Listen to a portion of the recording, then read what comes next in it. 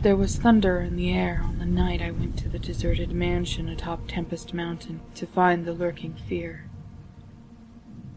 I was not alone, for foolhardiness was not then mixed with that love of the grotesque and the terrible, which has made my career a series of quests for strange horrors, in literature and in life.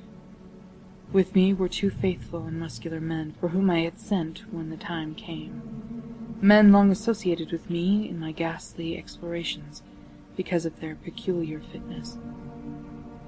We had started quietly from the village because of the reporters who still lingered about after the eldritch panic of a month before, the nightmare creeping death. Later, I thought, they might aid me, but I did not want them then. But to God I had let them share the search, that I might not have had to bear the secret alone so long, to bear it alone for fear the world would call me mad, or go mad itself at the demon implications of the thing. Now that I am telling it anyway, lest the brooding make me a maniac, I wish I had never concealed it. For I, and I only, know what manner of fear lurked on that spectral and desolate mountain. In a small motor car we covered the miles of primeval forest and hill, until the wooded ascent checked it. The country bore an aspect more than usually sinister as we viewed it by night, and without the accustomed crowd of investigators, so that we were often tempted to use the acetylene headlight, despite the attention it might attract.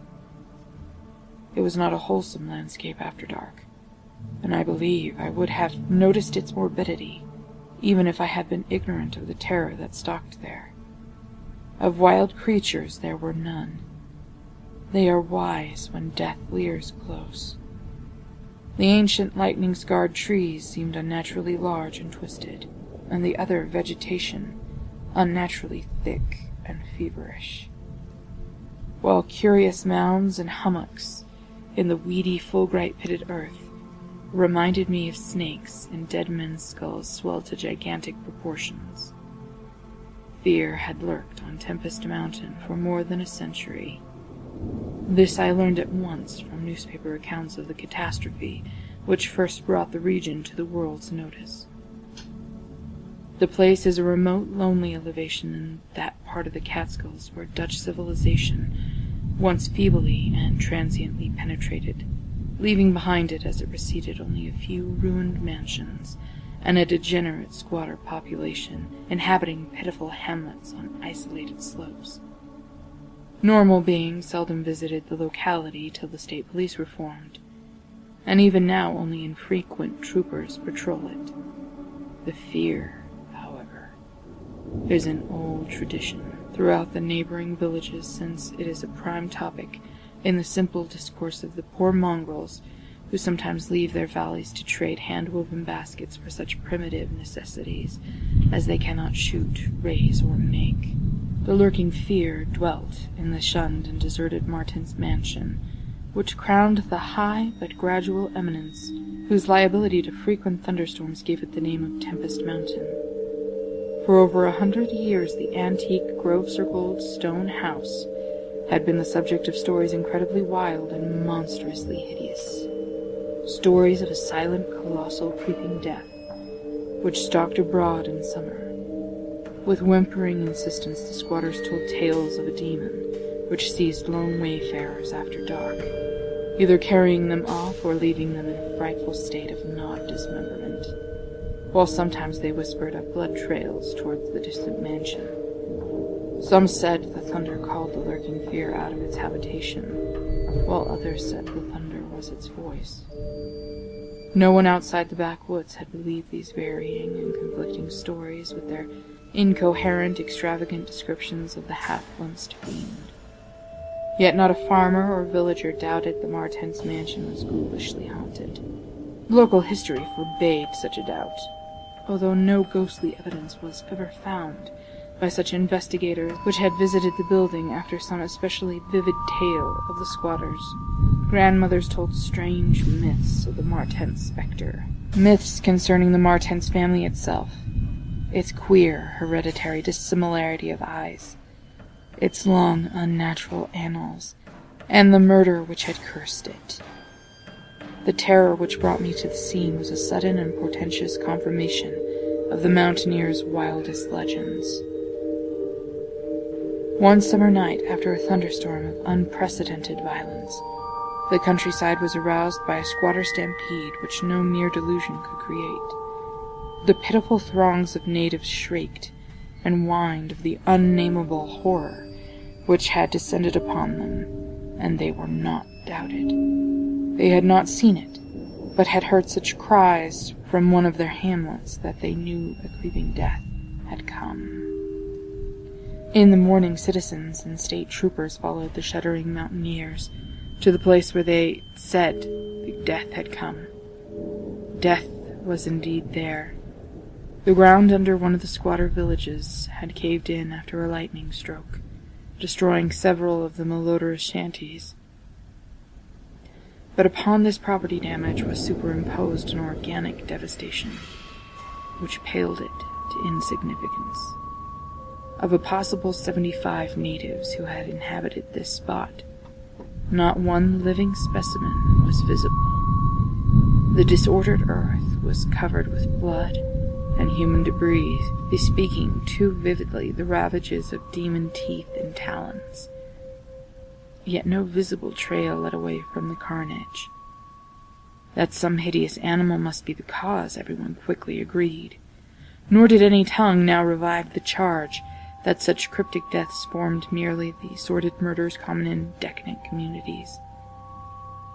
That charge was revived only when about 25 of the estimated population were found missing from the dead, and even then it was hard to explain the murder of 50 by half that number.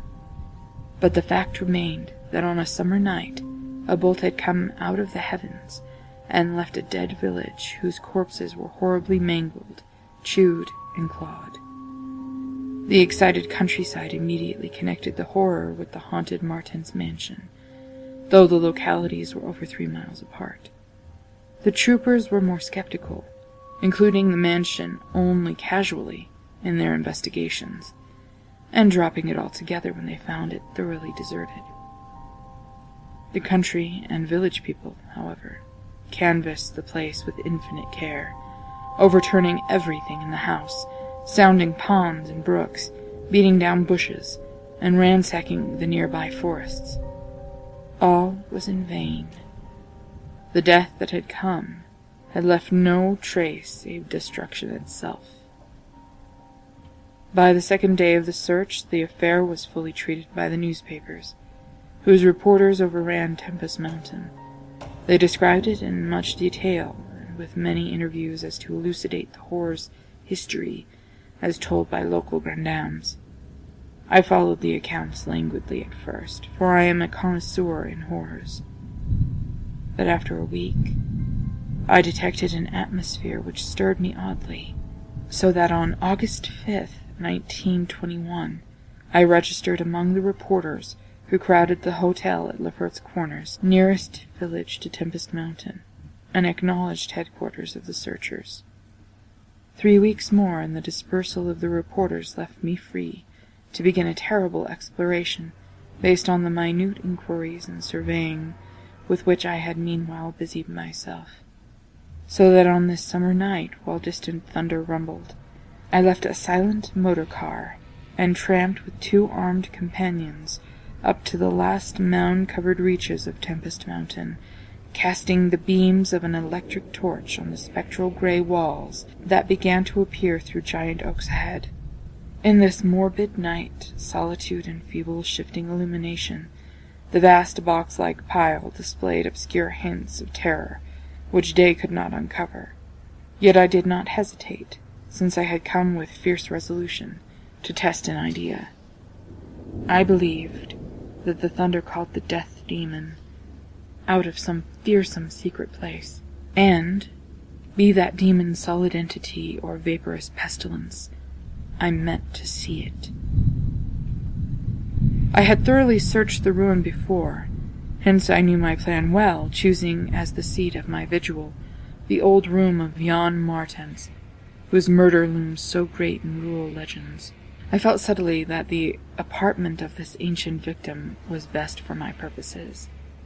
The chamber, measuring about 20 feet square, contained, like the other rooms, some rubbish which had once been furniture. It lay on the second story on the southeast corner of the house, and had an immense east window and narrow south window, both devoid of panels or shutters. Opposite the large window was an enormous Dutch fireplace, and scriptural tiles representing the prodigal son. And opposite the narrow window was a spacious bed built into the wall. As the tree-muffled thunder grew louder, I arranged my plan's details. First, I fastened side by side to the ledge of a large window 3 rope ladders, which I had brought with me. I knew they reached a suitable spot on the grass outside, for I had tested them. Then the 3 of us dragged from another room a wide 4-poster bedstead, crowding it laterally against the window. Having strewn it with fir boughs, all now rested on it with drawn automatics, 2 relaxing while the 3rd watched. From whatever direction the demon might come, our potential escape was provided. If it came from within the house, we had the window ladders. If from outside, the door and the stairs, we did not think, judging from precedent, that it would pursue us far, even at worst. I watched from midnight to 1 o'clock, when, in spite of the sinister house and unprotected window, and the approaching thunder and lightning, I felt singularly drowsy. I was between my 2 companions, George Bennet being toward the window, and William Toby toward the fireplace.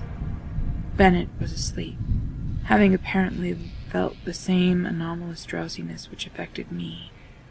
So I designated Toby for the first watch, although even he was nodding. It is curious how intently I had been watching that fireplace. The increasing thunder must have affected my dreams, for in the brief time I slept there came to me apocalyptic visions. Once I partly awaked, probably because the sleeper toward the window had restlessly flung an arm across my chest.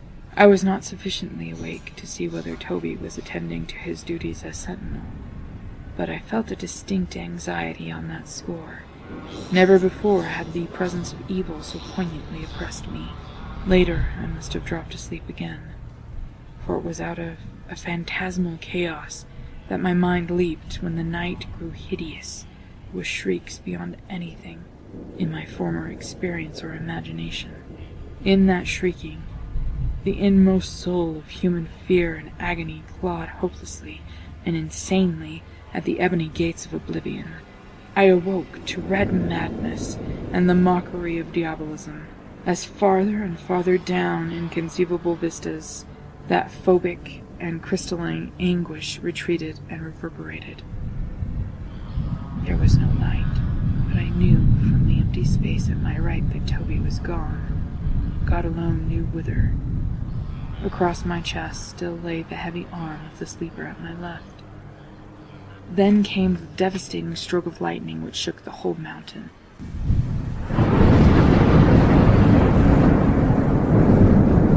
Lit the deepest crypts of the hoary grove, and splintered the patriarch of the twisted trees. In the demon flash of a monstrous fireball, the sleeper started up suddenly, while the glare from beyond the window threw his shadow vividly on the chimney above the fireplace from which my eyes had never strayed. That I am still alive and sane is a marvel I cannot fathom. I cannot fathom it, for the shadow on that chimney was not that of George Bennet or of any other human creature, but a blasphemous abnormality from hell's nethermost craters, a nameless, shapeless abomination which no mind could fully grasp and no pen even partly describe. In another second, I was alone in the accursed mansion, shivering and gibbering. George Bennet and William Toby had left no trace, not even of a struggle. They were never heard of again.